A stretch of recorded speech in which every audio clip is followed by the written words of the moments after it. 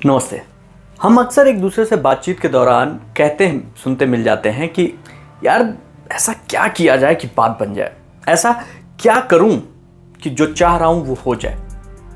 कई बार इन बातों के ताने बाने में कुछ ऐसी चीज़ें छिपी होती हैं जिसके बारे में अगर जान लेंगे तो वाकई बात बन जाएगी। लेकिन उससे पहले मैं आपको एक छोटी सी कहानी सुनाना चाहता हूं, सच्ची कहानी। और इस कहानी पे फिल्म भी बनी हुई है, आपको उस फिल्म का नाम भी बताऊंगा। एक लड़की जो अपने स्कूल से घर आ रही थी, अचानक उसको रास्ते में एक मियाँ बीवी उनसे वो लिफ्ट लेती है, उसको वो लिफ्ट देते हैं और उसके बाद उसका अपहरण कर लेते हैं और उसको ले जाकर एक छोटे से बॉक्स में बंद कर देते हैं। बीवी अपने पति से बोलती है कि देखो वो गलती मत करना जो तुमने पिछली बार की थी, और पति बोलता है नहीं वो गलती अब नहीं होगी। उसके बाद उस बॉक्स में जिस बच्ची को उन्होंने बंद किया था उस बॉक्स को वो अपने घर के नीचे वाले बेसमेंट में छिपा के रखते हैं। दरअसल वो जो पति होता है वो साइको होता है और उसने इसके पहले भी ऐसी ही एक बच्ची पकड़ी थी, किडनैप की थी और उसको मार दिया था। उसकी पत्नी उससे बहुत डरती है, इसलिए वो हमेशा उसका साथ देती थी और वो दूसरी बच्ची को उसने पकड़ा था जिसको वो टॉर्चर करता था, इतना टॉर्चर करता था और उस बॉक्स में रहने के लिए मजबूर करता था।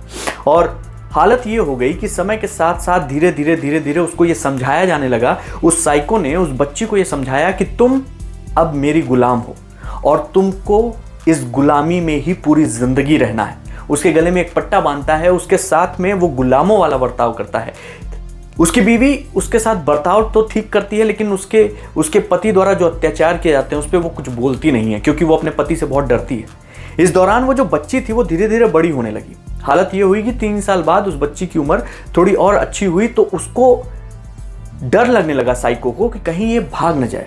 जब उसने ये सोचा तो एक दिन उसने क्या किया, उसने एक दिन अपने बीवी बच्चों और खुद को लेकर बाहर चला गया और उसने वो बॉक्स उसमें उसको बंद कर दिया। जब वो वापस आया तो उसने क्या देखा, वो बॉक्स टूटा हुआ था। साइको को लगा कि वो लड़की निकलकर भाग गई है, जैसा उसे अंदेशा था। लेकिन वो लड़की बाथरूम में कोने में छुपी हुई मिलती है और वो उसको बोलती है कि मुझे उस बॉक्स के अंदर से सपने आ रहे थे, इसलिए मैं यहाँ छुपी हुई हूँ। अब उस साइको को यकीन हो जाता है कि लड़की कहीं नहीं भागेगी और वो हर रोज हर दिन यही बताता था कि तुम मेरी गुलाम हो, तुम मेरी गुलाम हो। तुम जैसे गुलामों को इसीलिए इस दुनिया में लाया जाता है कि हम जैसे लोगों की तुम सेवा कर सको। हालत ये हो गई कि वो लड़की 5 साल बाद स्थिति ये हो गई कि उस लड़की पर उसको इतना भरोसा हो गया कि ये कहीं नहीं जाएगी कि वो उसको लेकर बाहर जाने लगा। एक दिन उसके पैर में, जहां वो काम कर रहा था, वो साइको उसके पैर में चोट लग जाती है। वो लड़की उसके पैर में चोट लगने के बावजूद वो भाग सकती थी, पूरा एरिया खुला हुआ था, लोग थे, भाग सकती थी। लेकिन फिर भी वो लड़की उसके पैर के चोट को देखती है, उसको उठाती है और उसको लेके घर आती है और उसके पैर के चोट को साफ करती है।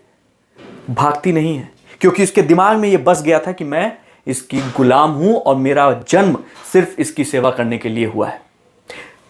जैसे ही वो अलर्ट बोलता था, उस दोनों हाथ उसके खड़े हो जाते थे, क्योंकि उसका सिग्नल था कि अलर्ट बोलने का मतलब है कि अब तुम्हारी पिटाई होनी है। उसके दिमाग में ये भर गया था कि मैं अब सिर्फ और सिर्फ इस जन्म में इसकी गुलाम हूं और इसके लिए ही काम करना है। इस बीच एक दिन वो लड़की बोलती है कि मुझे मेरी मम्मी पापा की याद आती है। वो साइको बोलता है तुम्हारे मम्मी पापा की याद आती है? हम जिस ऑर्गेनाइजेशन के लिए काम करते हैं, जो गुलामों को बेचते हैं, वो ऑर्गेनाइजेशन तुम्हारे मम्मी पापा को मार देगी, लेकिन मैं तुमको ले जाऊंगा उनसे मिलवाने। उससे पहले एक टेस्ट देना होगा। और फिर वो चुपके से एक दिन एक बंदूक लेकर आता है, उससे कहता है इसको अपने मुंह में रखो, गोली मार दो।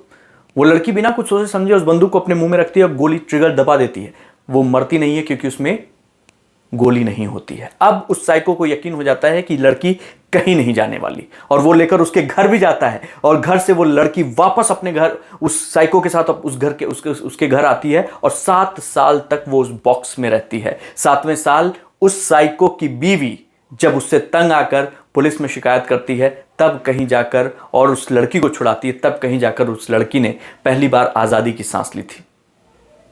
सोचिए जरा, आपके दिमाग में जो शब्द हैं, जो आप अपने आप से बोलते हैं या कोई आपको बोलता है, वो कितना ज्यादा गहरा जख्म दे सकता है। आप लगातार अगर किसी को बोलते हैं तुम कामचोर हो, कामचोर हो, कामचोर हो, किसी को आप लगातार बोलते हैं कि तुम्हारे बस का नहीं, तुम्हारे बस का नहीं, तुम्हारे बस का नहीं, तो उसके दिमाग में वो चीज लगातार चलते चलते चलते वो अवचेतन मन में भी बैठ जाती है और वो चाह कर भी वो काम नहीं कर पाता है। इसलिए जब भी बोलिए अपने आप से, कभी भी बात कीजिए तो मुस्कुराइए, शीशे में देखिए और खुद से कहिए कि नहीं, मैं हर काम करने के लिए तैयार हूं, हर काम कर सकता हूं, खुद पे मुझे भरोसा है। आज का दिन भी मेरे लिए भगवान ने एक गिफ्ट के तौर पर दिया है। और यकीन मानिए, आप अपने आप से कही इन बातों से उस जगह पे पहुंच जाएंगे जहां आप पहुंचना चाहते हैं।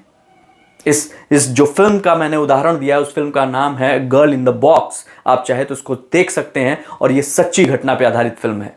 आप अपने आप से क्या कहते हैं, इसका इससे बेहतर उदाहरण नहीं हो सकता है। आप दूसरों की मत सुनिए, जो आपको लगातार हर बार में जो है निगेटिव बातें कहते हैं, जो हर बार में आपके लिए बाधा खड़ी करते हैं, उनसे दूर हो जाइए। उनको सुनने की जरूरत ही नहीं है। उनको सुनिए जो पॉजिटिव हैं, उनको सुनिए जो हमेशा आपकी हौसला अफजाई करते हैं, उनको सुनिए जो आपके हर उस पागलपन में आपका साथ देते हैं, जिस पे उनको यकीन है कि नहीं, आज नहीं तो कल ये सक्सेस जरूर पाएगा।